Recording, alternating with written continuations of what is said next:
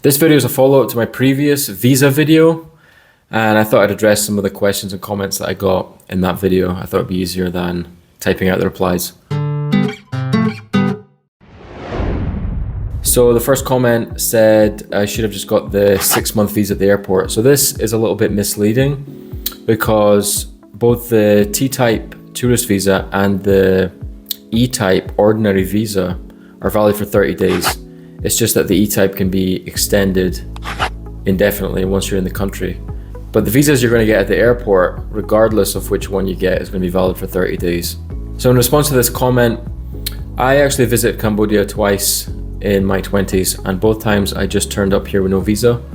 Once in Phnom Penh airport, and the other time I did a land crossing between Vietnam and Cambodia, and both times I got the E-type visa, no problem.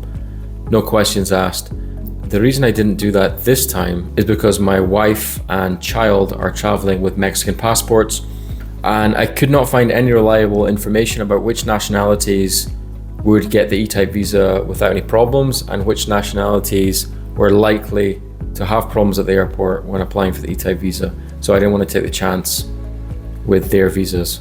In fact, there's very little in the way of reliable or official information, period, about the visas here. A lot of the information is anecdotal. There'll be people who say that they had no problems at the airport getting the visa, and there are others who, despite having the visa already, as well as supporting documentation, they were deported from the country at the airport. So it would appear from some of the research that I did that people traveling here from African countries, the Middle East or India might face more scrutiny at the airport than people traveling from European countries or United States, Australia or Canada or the UK. However, I should say that claims like these have been denied by the Cambodian government. Okay, I also had a couple of questions regarding applying for the E-type visa online. So the short answer to this is yes, you can apply for the E-type visa online. The reason that I didn't do this was because if you look at the application, it asks for supporting documentation such as a letter of invitation from a company or a school here. And I didn't have any supporting documentation. I'm not coming here to study or to work. Now, what I didn't know at the time, and I learned after I got here, was that that E-type visa application will actually still go through without any supporting documentation being added to the application. So if I'd known this at the time, I might have tried it. A friend of ours who lives here actually does these applications for her friends and family when they visit her. And she basically writes a letter as part of the application process explaining that she lives here and this is one of her family members and they're coming to visit. And she's been successful in doing the online application for the E-type visa on their behalf.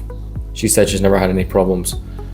So there's very little information I could find as to how successful these applications are with no supporting documentation. Okay, here's a question regarding a long-term visa when under the age of 55. So generally speaking, you have to be 55 or older in order to qualify for the retirement visa extension. However, there are cases where you can get this at a younger age if you have some proof of financial security. For example, you're getting your pension early.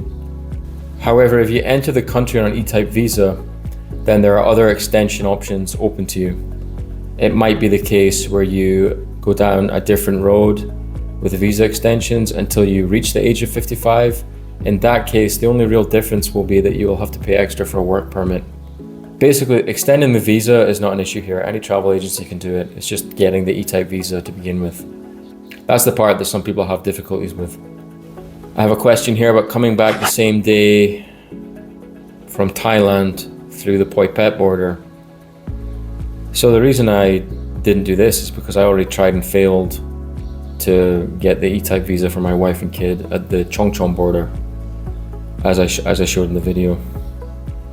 So again, with regard to the Etype border, the internet is full of conflicting information about this.